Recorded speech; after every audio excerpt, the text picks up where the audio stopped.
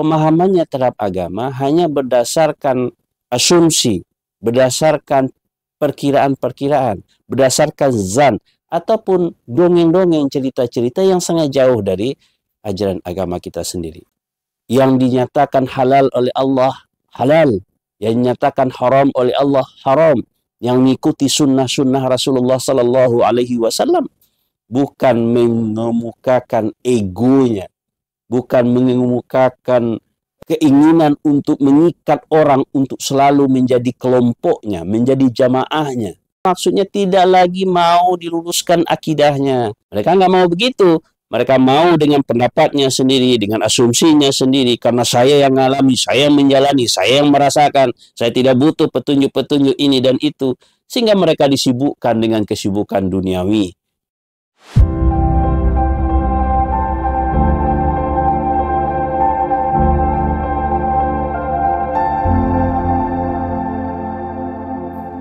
Bismillahirrahmanirrahim. Kita lanjutkan pembahasan kita dalam membahas kitab Nasaihul Ibad yang ditulis oleh Syekh Muhammad Nawawi Al-Bantani. Kita masih dalam makalah yang kedua. Qala an-Nabiy sallallahu alaihi wasallam, sayati zamanun ala ummati yafirruna minal ulama'i wal fuqaha'i fayabtalihimullahu bi thalathi baliyatin. Bersabda Rasulullah sallallahu alaihi wasallam, sayati zamanun, akan datang suatu masa ala ummati, terhadap umatku, yafirruna minal ulama'i wal fuqaha'i, mereka lari dari para ulama dan para fuqaha. Fayabtalihimullahu bi thalathi baliyat, maka karena sebab mereka lari dari para ulama dan fuqaha, Allah akan menimpakan terhadap mereka 3 bentuk ujian. Ulaha yarfa'ullahul barakatah, yang pertama, Allah akan mengangkatkan keberkahan dari usaha mereka. Watsaniyatu yusallitullahu ta'ala alaihim sultanan zaliman, Allah akan memberikan kekuasaan terhadap mereka, penguasa-penguasa yang zalim. Watsalisatu yakhrujuna minad dunya bighairi iman, dan yang ketiga, mereka keluar dari dunia dengan tanpa iman. Pelajaran kita selanjutnya, setelah Rasulullah Sallallahu Alaihi Wasallam menganjurkan kita untuk selalu berada di majlis ilmu, majlisnya para ulama, maka menyebutkan hadis akan bahayanya menjauhi para ulama. Akan datang suatu masa, suatu saat, umat Islam ini atau umat Muhammad jauh dari para ulama dan fuqaha. Kita paham betul bahwa hidup ini ibaratkan sebuah samudra kehidupan yang penuh dengan badai, ombak yang tinggi, riak yang akan menghantam kapal-kapal kehidupan kita. Kehidupan kita terkadang menghadapi masalah-masalah, menghadapi silih berganti kondisi-kondisi yang kita hadapi, berita-berita yang kita hadapi.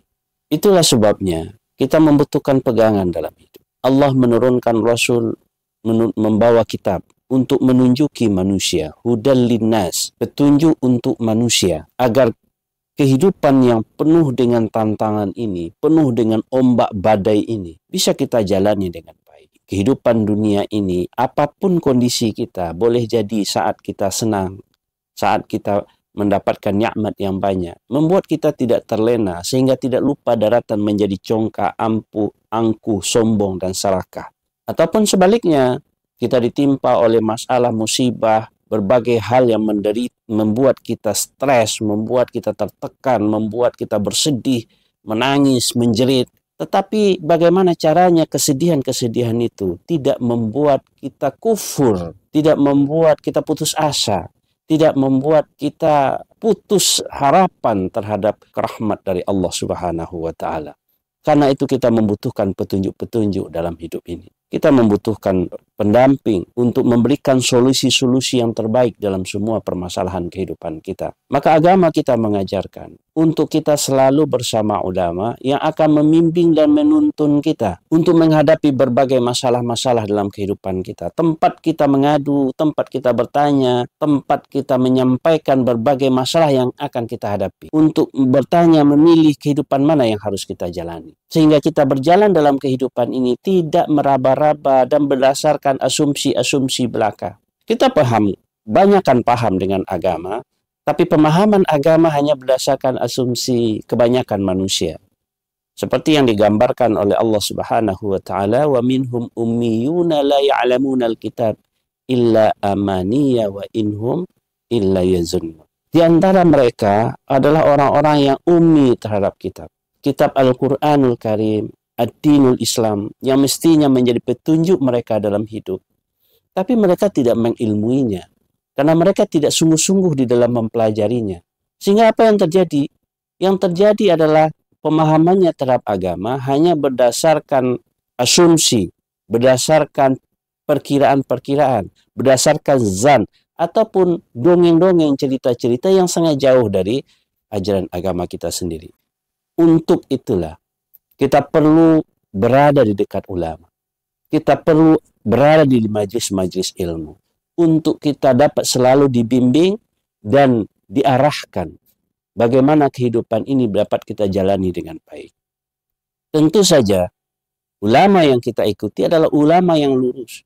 Ulama yang berakidah lurus dan menyampaikan ilmu dan mengamalkan ilmunya.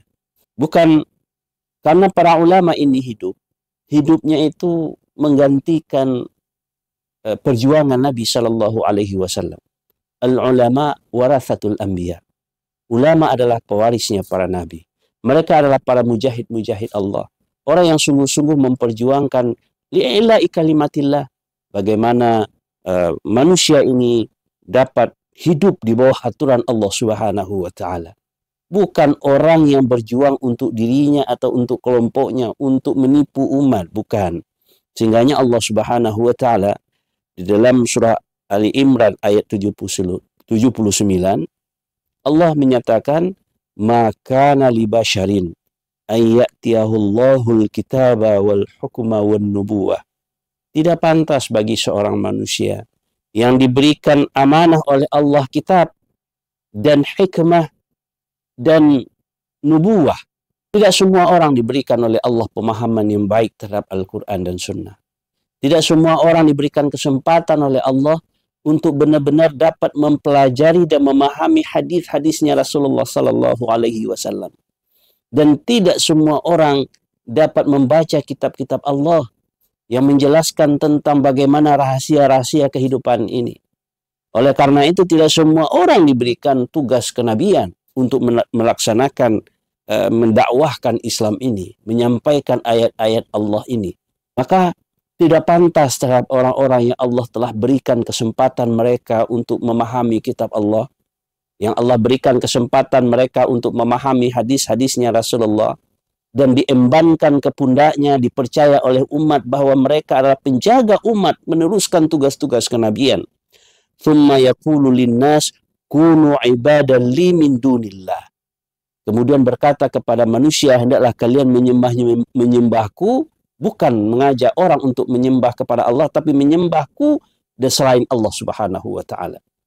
Ilmu yang diamanahkan oleh Allah terhadap dirinya bukan digunakan untuk membesarkan agama Allah, untuk mensyiarkan agama Allah, untuk menjelaskan yang hak dan batil, tapi digunakan untuk membesarkan dirinya, membesarkan kelompoknya, sehingga umat menjadi bingung, menukar-nukar fatwa, menyampaikan yang hak menjadi batil, yang batil menjadi hak, kebenaran disembunyikan. Bukan seperti ini, tetapi layaknya seorang yang ditugaskan oleh Allah Subhanahu wa taala memikul amanah ini adalah hendaklah dia mengatakan kepada para jamaahnya, kunu rabbaniyin. Jadilah kalian, wahai umat Muhammad, menjadi umat yang rabbani, orang-orang yang di bawah aturan Allah, yang dinyatakan halal oleh Allah halal, yang dinyatakan haram oleh Allah haram, yang mengikuti sunnah-sunnah Rasulullah Sallallahu Alaihi Wasallam, bukan mengemukakan egonya, bukan mengemukakan keinginan untuk mengikat orang untuk selalu menjadi kelompoknya, menjadi jamaahnya. Bukan untuk itu. Tetapi semua hal yang disampaikan dalam menyampaikan ayat-ayat Allah adalah dalam rangka mendidik umat menjadi umat yang rabbani. Bima kuntum tu'allimuna al-kitaba wa bima kuntum tadrusun. Kenapa? Karena itu yang kalian pelajari waktu di pondok-pondok pesantren. Itu yang kita pelajari dari tafsir-tafsir, dari Allah memberikan kesempatan kepada kita, kepada sebahagian manusia untuk mampu membaca kitab-kitab tafsir, membaca kitab-kitabnya para ulama salafus saleh, membaca hadis-hadis Rasulullah sallallahu alaihi wasallam. Allah memberikan kesempatan dan kemampuan untuk membahas itu. Sehingga hendaklah kamu katakan kunu rabbaniyin. Hendaklah kalian wahai manusia menjadi umat yang rabbani, umat yang tunduk di bawah aturan-aturan Allah sang pencipta Rabbul Alamin yang mengatur alam semesta ini. Oleh karena itu, saudara-saudara, ulama-ulama yang memimpin umat menjadi umat yang rabbani, melaksanakan penugasan, melanjutkan tugas, mewarisi tugas daripada kerasulan dan kenabian ini. Mereka adalah orang-orang yang menjadi panutan. Maka kita harus selalu berada di samping mereka, mendukung mereka, bertanya bersama mereka, berada di bawah arahan-arahan dan petunjuknya. Jangan lari atau menjauhi mereka. Jangan musuhi mereka, jangan benci mereka. Kalaupun apa yang disampaikan oleh ucapan lidahnya menyakiti hati kita, maka introspeksi diri. Tidak ada satupun maksud daripada ulama-ulama itu, dai-dai itu, untuk menjatuhkan seseorang, untuk menghina seseorang, untuk menjelekkan seseorang. Tapi yang dia sampaikan adalah kalimatul haq, al-haqqu min rabbik fala takunanna minal mumtarin. Kebenaran-kebenaran yang disampaikan dari Al-Quran dan Sunnah. Maka kita introspeksi, kita perhatikan diri kita. Karena ini adalah tausiah bagi kehidupan kita, bagi keselamatan dunia dan akhirat kita. Maka jangan benci para ulama, jangan jauhi majelis-majelis ta'limnya. Tetap berada bersama mereka. Karena itu adalah kesempatan buat kita untuk memperbaiki dan menyirami rohani kita. Tapi kalau kita sudah jauh dari para ulama, tidak lagi memperhatikan fatwa-fatwa mereka, tidak lagi melihat kepada arahan-arahannya, sudah ingin melaksanakan kehidupan bebas dan suka kita karena kita punya pendapat sendiri. Inilah yang digambarkan oleh Rasulullah dalam pelajaran kita ini. Sayati zamanun ala ummati yafirruna minan ulama'i wal fuqaha yabtalihimullahu bi thalathi baliyat. Akan datang suatu masa, suatu saat, ada saatnya nanti akan terjadi kepada umatnya Nabi Muhammad sallallahu alaihi wasallam, mereka jauh dari para ulama, lari dari para ulama dan fuqaha. Lari dari para ulama dan fuqaha maksudnya tidak lagi mau diluruskan akidahnya. Mereka nggak mau begitu. Mereka mau dengan pendapatnya sendiri, dengan asumsinya sendiri. Karena saya yang mengalami, saya yang menjalani, saya yang merasakan. Saya tidak butuh petunjuk-petunjuk ini dan itu. Sehingga mereka disibukkan dengan kesibukan duniawi. Tidak lagi dekat dengan masjid, tidak lagi dekat dengan majlis-majlis taklim, tidak mau lagi dekat dengan ilmu.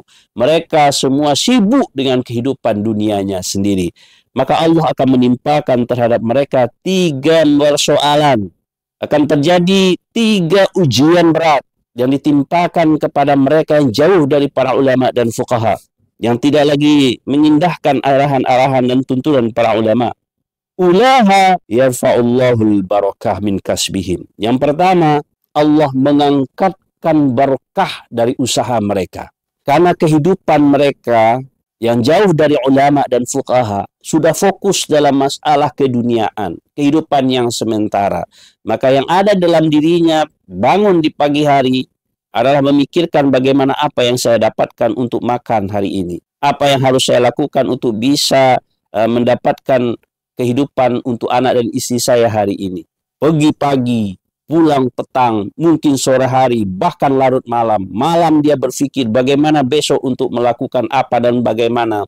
Sehingga siang dan malam yang difikirkan oleh dia adalah bagaimana untuk menafkahi keluarganya. Itu terus yang ada, tanpa ada sedikit pun mengarah atau meminta petunjuk para ulama.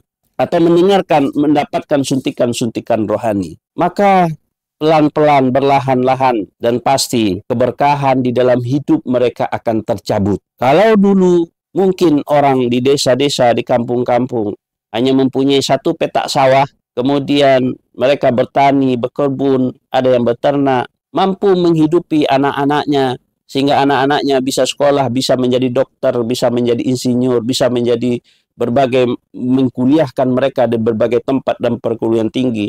Hidup mereka tenang, hidup mereka senang dan barokah. Tetapi setelah anaknya merantau, pergi ke tempat yang mungkin mencari kehidupan yang lebih lagi, mempunyai usaha yang banyak, tidak mendapatkan duit hanya sekadar 1 juta, 2 juta, tapi mungkin puluhan juta, bahkan ratusan juta. Tapi itu semua masih dianggap kurang bagi mereka. Bahkan ada yang berpendapatan miliaran pun tetap merasakan kurang karena kehidupannya tidak berkah. Setiap hari anak dan istri disumbat dan dibesarkan dengan harta-harta yang haram. Mestinya anak-anak disekolahkan ke pendidikan yang hasil dari pendidikannya itu menumbuhkan orang-orang terdidik, bermoral dan takut kepada Allah Subhanahu wa taala. Tetapi karena rezeki yang didapat bukan rezeki yang barokah, anak yang dididik tidak lagi nyantun kepada orang tuanya, tidak lagi memberikan kasih sayang, kelihatan malah makin brutal, timbul kesombongan dan kecongkakan. Makin tinggi pendidikannya, makin sombong dia, makin terlihat kurang ajar kepada keluarganya. Nauzubillah. Kenapa? Karena tidak dididik dengan hasil rezeki yang halal, rezeki yang barokah. Begitupun keluarga yang harusnya berkecukupan, rumah yang besar, harta yang cukup, apa saja yang diminta dapat, kehidupan yang serba enak, tidak pernah susah, tapi Allah datangkan berbagai macam penyakit, Allah datangkan berbagai macam kerusakan, anak-anak penuh dengan keburukan narkoba, terjadi kerusakan di rumah tangga. Ini kehidupan yang tidak dapat barokah. Kenapa? Suami istri yang harusnya hidup sudah berkecukupan, semakin lama hendaknya harusnya mereka semakin saling sayang, saling mencintai. Tetapi ini malah lama-kelamaan semakin membenci. Hidup di rumah tangga bagaikan neraka, padahal semua sebab berkecukupan. Perlu kita mengintrospeksi, apakah kita jauh dari para ulama? Jauh dari ulama artinya jauh dari agama. Jauh dari majelis taklim. Kita hanya sibuk mencari dunia. Dari pagi ke pagi, yang kita pikirkan hanya usaha dan usaha, dagang dan dagang, bisnis dan bisnis. Kita tidak pernah memikirkan akhirat. Kita tidak pernah memikirkan bagaimana masa depan kita setelah mati. Nanti bagaimana di akhirat mempertanggungjawabkan seluruh apa yang diamanahkan Allah ini. Rezeki yang banyak ini, mobil yang banyak ini, mungkin rumah-rumah yang besar ini, harta yang berlimpah ini, bagaimana mempertanggungjawabkannya kepada Allah Subhanahu wa taala? Adakah bekal yang dibawa? Itu semua diingatkan oleh para ulama. Tapi kita tidak pernah mendapatkan peringatan itu karena kita jauh dari ulama. Kita lari dari ulama, tidak mendengarkan arahan-arahan mereka, nasihat-nasihat mereka.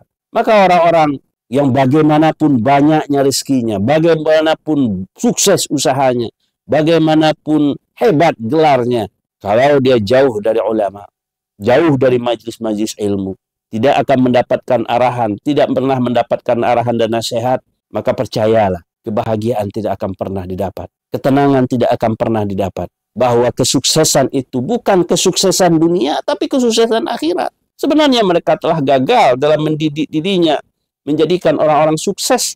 Karena sukses yang sesungguhnya adalah suksesnya kita mendapatkan ridha Allah Subhanahu wa taala. Karena itulah misi hidup kita. Wa ma khalaqtul jinna wal insa illa liya'budun. Aku tidak ciptakan jin dan manusia kecuali untuk beribadah. Siapa yang sukses menjadi hamba Allah yang terbaik sehingga mendapatkan ridhonya, itulah sukses yang sebenarnya. Bukan sukses dengan mengumpulkan uang lalu bangga memamerkan ke semua orang, saya punya rumah yang besar, saya punya mobil yang mewah, harta yang berlimpah, lalu bangga dengan semua itu. Tetapi kebanggaan itu adalah kebanggaan di hadapan Allah bahwa kita menjadi hambanya yang terbaik. Itu hanya akan selalu diingatkan, hanya akan selalu dinasihatkan kepada orang-orang yang selalu berada di sampingnya para ulama. Maka hati-hatilah, jangan sampai kita hanya memikirkan materi, usaha, kerja.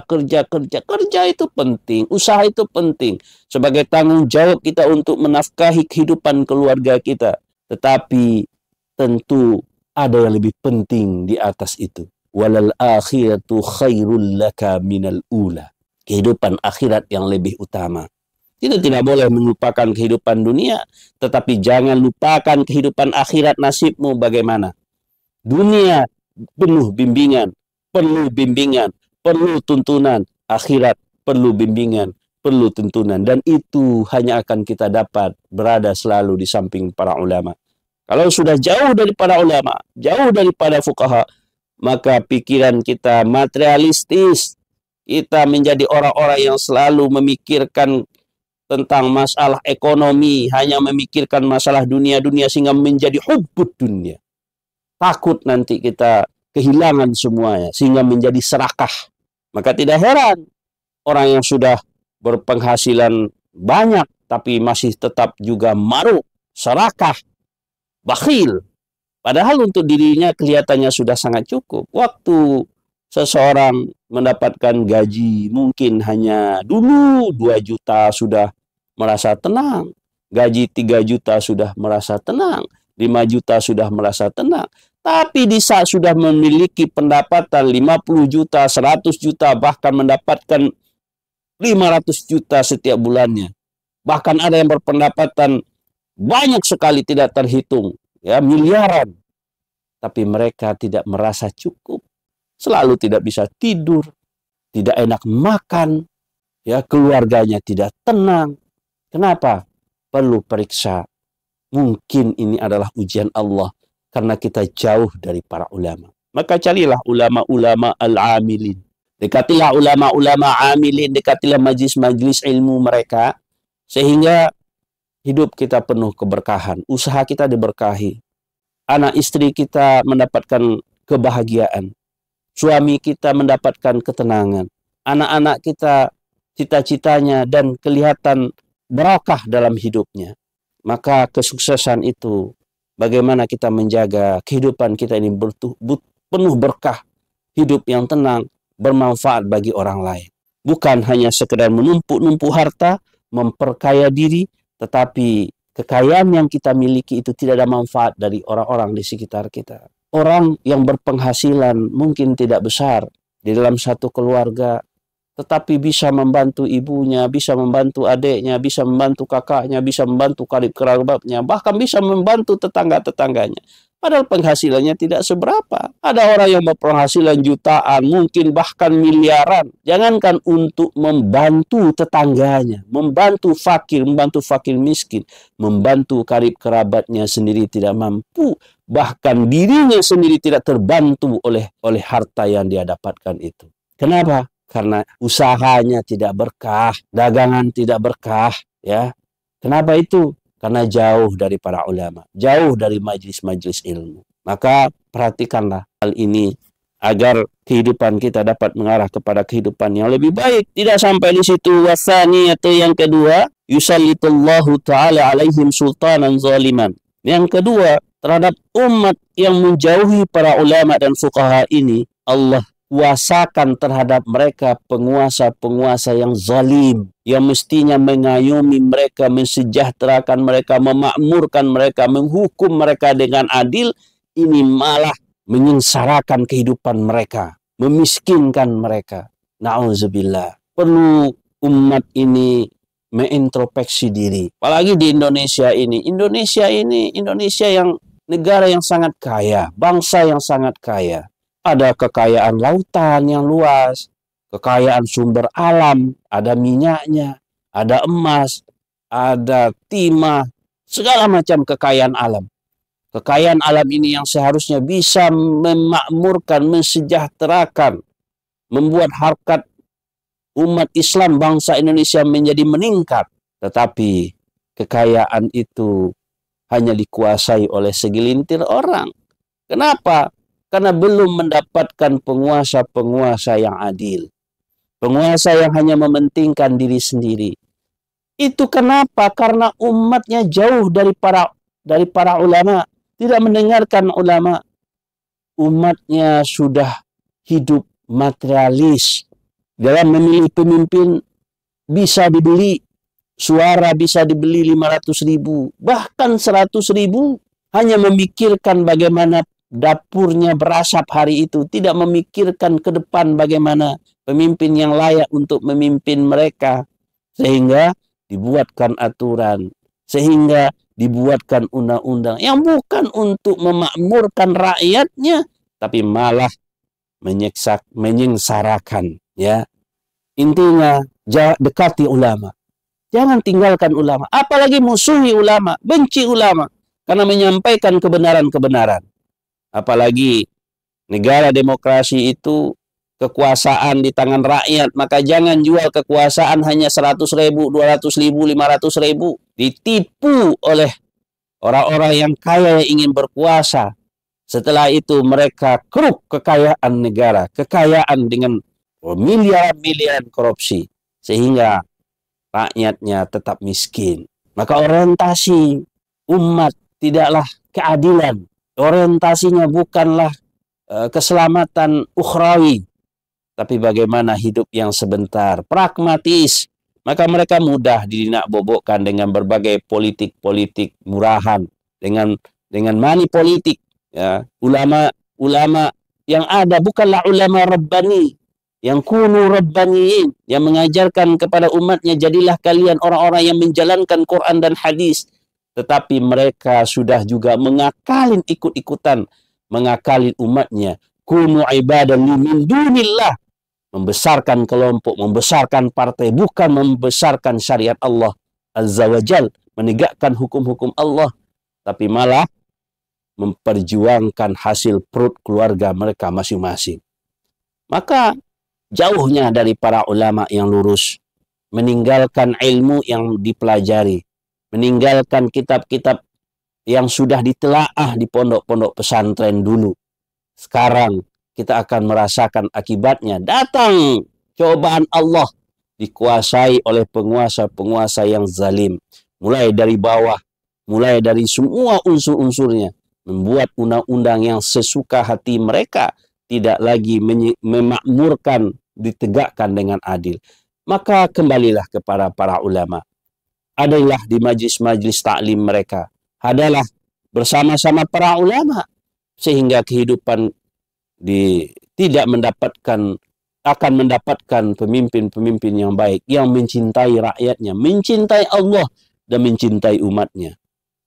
Kemudian yang paling berbahaya lagi, kalau kita menjauhi para ulama, kata Nabi, wasalisatu yakhrujuna min dunillah bighairi iman.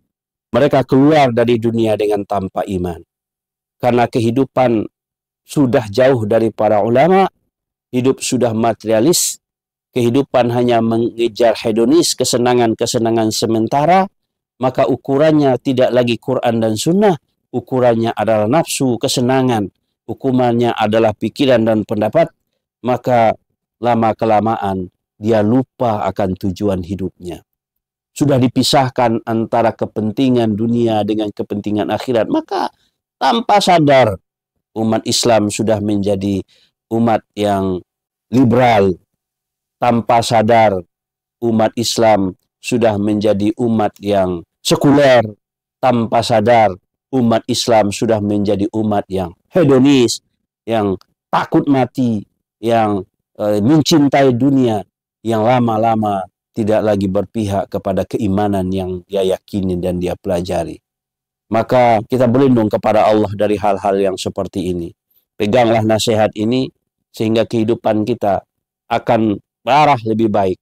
Pertama, beradalah di majlis-majlisnya para ulama.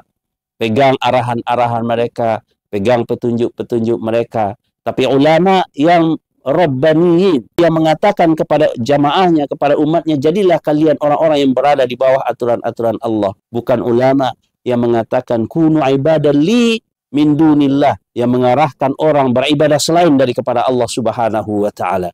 Maka jangan tinggalkan ulama ini.